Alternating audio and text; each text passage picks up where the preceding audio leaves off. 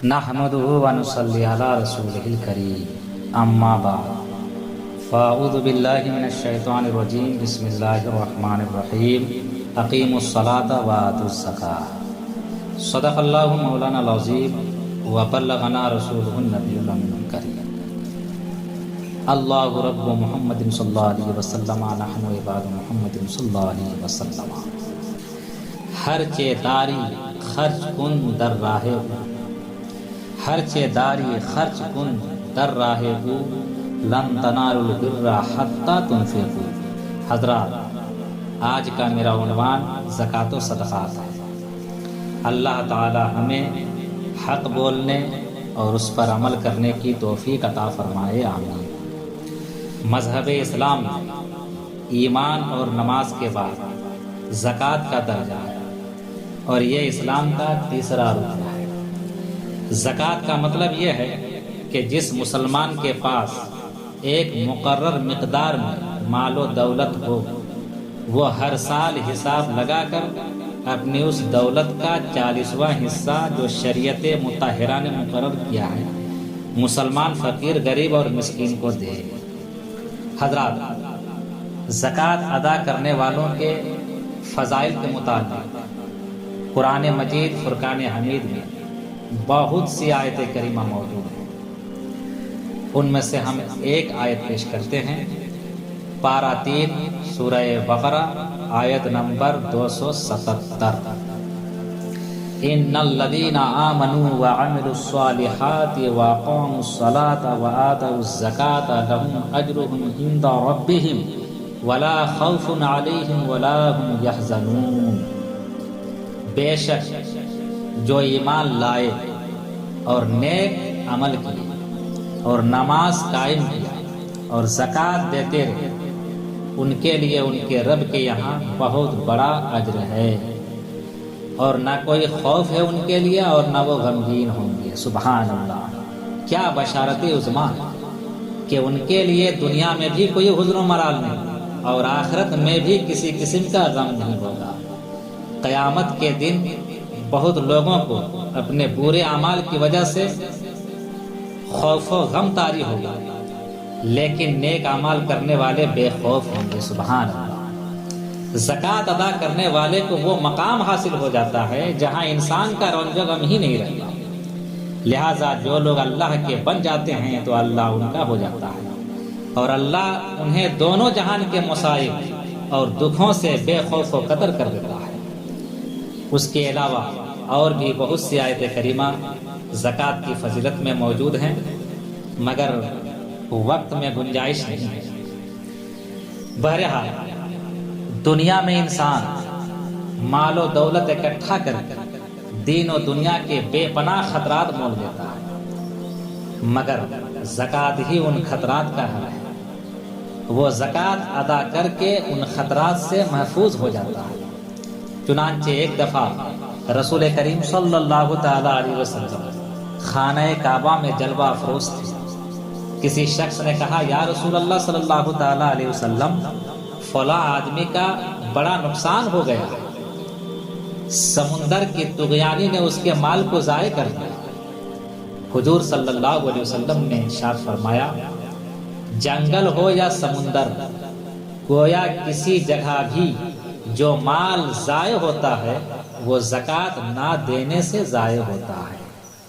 اور فرمایا، اپنے مالوں کی زکوٰۃ ادا کر کے حفاظت کیا کرو، اپنے بیماروں کی بیماری صدقہ سے دور کرو، سبحان اللہ، اور آفات و بلیات کو دعاؤں سے دور کیا کرو۔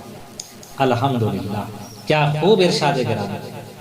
معلوم ہوا کہ جس مال کی زکوٰۃ ادا کی جائے وہ مال ڈوبنے سے، جلنے سے، چوری ہونے سے، گم ہونے سے محفوظ ہو جاتا ہے۔ اور فرمایا، اپنے بیماروں کی بیماری صدقہ سے دور کرو۔ آہا، اب یہاں قابل غور بات ہے، یہ نہیں فرمایا کہ ڈاکٹر کے پاس جاؤ، حکیم کے پاس جا کر اس کا علاج کراؤ، نہیں، بلکہ فرمایا بیماری کا علاج صدقہ سے کرو۔ حضرات محترم، اس کا معنی یہ نہیں کہ ڈاکٹر کے پاس بالکل ہی نہ جائیے، مگر سب سے پہلے بیمار آدمی کے نام سے کسی مسلمان غریب فقیر کو صدقہ دے لیجئے، انشاءاللہ اس صدقہ کی برکت سے بیماری ختم ہو جائے گی۔ یہ میرے آقا کا فرمان ہے۔ اب آئیے ایک واقعہ یاد آ گیا، اس کو بھی سماعت فرمائیے، انشاءاللہ آپ کا دل خوشی سے جھوم جائے گا۔ حضرت سیدنا موسیٰ کلیم اللہ علیہ السلام جلیل القدر پیغمبر ہیں۔ جب کچھ حاجت ہوتی تو ڈائریکٹ خدا سے کلام فرماتے تھے، اللہ تعالیٰ سے پوچھ لیتے تھے۔ ایک دفعہ آپ کے پیٹ میں درد ہوا تو کوہ طور پر چلے گئے اور عرض کی، اے میرے رب میرے پیٹ میں بہت درد ہو رہا ہے۔ تو اللہ تعالیٰ نے فرمایا، اے موسیٰ فلاں جنگل میں چلا جا، وہاں ایک درخت ہے، اس کی پتی کو کھا لینا، ٹھیک ہو جائے گا۔ حضرت موسیٰ علیہ السلام تشریف لے گئے، اس درخت کی پتی کو کھایا تو فوراً درد ختم ہو گیا۔ موسیٰ علیہ السلام واپس تشریف لائے، کچھ دنوں کے بعد پھر پیٹ میں درد پیدا ہوا۔ کوہ طور جانے کے بجائے اللہ تعالیٰ سے پوچھے بغیر اسی جنگل میں چلے گئے۔ سوچا کہ اب تو مجھے نسخہ معلوم ہو گیا، اب اللہ سے پوچھنے کی کیا ضرورت ہے۔ ڈائریکٹ جنگل میں تشریف لے گئے اور اس درخت کی پتی کو کھایا تو درد گھٹنے کے بجائے اور زیادہ بڑھ گیا۔ اللہ! حضرت موسیٰ علیہ السلام جلدی جلدی کوہ طور پر آئے اور کہا، اے اللہ تو نے تو کہا تھا اس پتی میں شفا ہے، جب پہلے دن کھایا تھا تو درد ختم ہو گیا تھا، آج بھی تو اسی پتی کو کھایا لیکن درد بڑھ کیسے گئے؟ اللہ تعالیٰ نے فرمایا، موسیٰ شفا کسی دوا میں نہیں ہے، شفا تو میرے حکم میں ہے۔ سبحان اللہ! جب پہلی بار تو جنگل میں گیا تھا تو اس میں میرا حکم تھا، اور دوسری بار جو گیا تو مجھے پوچھے بغیر چلا گیا، اس میں میرا حکم نہیں تھا۔ سبحان اللہ سبحان اللہ! تو میرے عزیز دوستو، معلوم یہ ہوا کہ ڈاکٹروں کی دوا میں شفا نہیں ہے، وہ صرف ایک ذریعہ ہے، اصل شفا تو خدا کی مرضی اور اس کے حکم میں ہے۔ سبحان اللہ سبحان اللہ! حضرات محترم، میں عرض کروں، صحابہ کرام رضوان اللہ تعالی علیہم اجمعین اللہ اور اس کے رسول کے ارشادات پر پورا یقین تھا۔ یہی وجہ تھی کہ جب انہوں نے زکوٰۃ کے متعلق آیتیں سنی اور حضور علیہ السلام سے زکوٰۃ کی فضیلت اور ثواب کا بیان سنا تو ان میں جو غریب تھے اور جن کے پاس صدقہ کرنے کے لیے کچھ بھی نہ تھا، وہ بھی صدقہ کرنے کے ارادے سے مزدوری کرنے کے لیے گھروں سے نکل پڑے اور اپنی پیٹھ پر بوجھ لاد لاد کر انہوں نے پیسے کمائے اور راہ خدا میں صدقہ کیا۔ سبحان اللہ!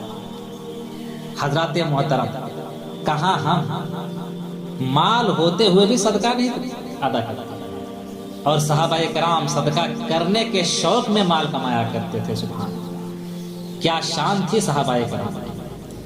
محترم حضرات، زکوٰۃ و صدقات ادا کرنے میں جس طرح فلاح دارین کی بشارت عظمیٰ ہے، اسی طرح زکوٰۃ ادا نہ کرنے میں دین و دنیا کی ناکامی اور بربادی ہے۔ اللہ تبارک و تعالی قرآن مجید میں ارشاد فرماتا ہے، وَوَيْلٌ لِّلْمُشْرِكِينَ الَّذِينَ لَا يُؤْتُونَ الزَّكَاةَ وَهُمْ بِالْآخِرَةِ هُمْ كَافِرُونَ۔ ان مشرکوں کے لیے بڑی خرابی اور ان کا انجام بہت برا ہونے والا ہے جو زکوٰۃ ادا نہیں کرتے اور وہ آخرت کے منکر اور کافر ہیں۔ عزیز دوستو، آیت کریمہ میں زکوٰۃ نہ دینے کو مشرکوں اور کافروں کی صفت بتلایا گیا ہے۔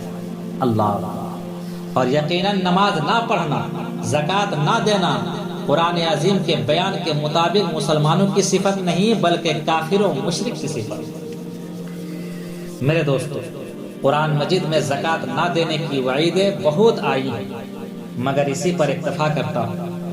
اب آئیے ارشادات رسول کی طرف متوجہ ہوتے ہیں کہ میرے آقا زکوٰۃ نہ دینے والے کے لیے کیا فرماتے ہیں۔ سنیے، رسول اللہ صلی اللہ تعالی علیہ وسلم نے فرمایا کہ اللہ تعالیٰ نے اسلام میں 4 چیزیں فرض کی ہیں، جو ان میں سے 3 ادا کرے وہ اسے کچھ کام نہ دیں گی۔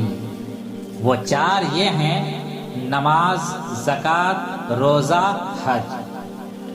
یعنی جو ان چاروں میں سے ایک ادا نہ کرے تو وہ تینوں کچھ کام نہ دیں گے۔ اللہ اکبر۔ مسلمانوں، غور کرنے کا مقام ہے۔ اگر ہماری نماز ہی قبول نہ ہو، روزہ ہی قبول نہ ہو اور حج ہی قبول نہ ہو تو پھر ہم کس کام کے؟ اللہ۔ دوسری جگہ میرے آقا کریم صلی اللہ تعالی علیہ وسلم فرماتے ہیں کہ جو زکوٰۃ نہ دے اس کی نماز قبول نہیں۔ اللہ۔ عزیزان گرامی، اپنے نماز، روزہ اور حج اور تمام نیکیوں کی حفاظت کیجیے اور ایک ایک روپیہ حساب لگا کر زکوٰۃ ادا کرتے رہے۔ میرے دوستو، آخر میں ایک اور حدیث سناتا ہوں اور اپنے موضوع کو ختم کرنے کی کوشش کرتا ہوں۔ مشکات شریف کی حدیث پاک ہے: السخی قریب من اللہ، قریب من الجنہ، قریب من الناس، بعید من النار۔ یعنی سخی اللہ سے قریب ہے، جنت سے قریب ہے، انسانوں سے قریب ہے اور جہنم سے دور ہے۔ اور آگے ارشاد فرماتے ہیں: والبخیل بعید من اللہ، بعید من الجنہ، بعید من الناس، قریب من النار۔ یعنی بخیل اللہ سے دور ہے، جنت سے دور ہے، انسانوں سے دور ہے، لیکن جہنم سے قریب ہے۔ اللہ اکبر۔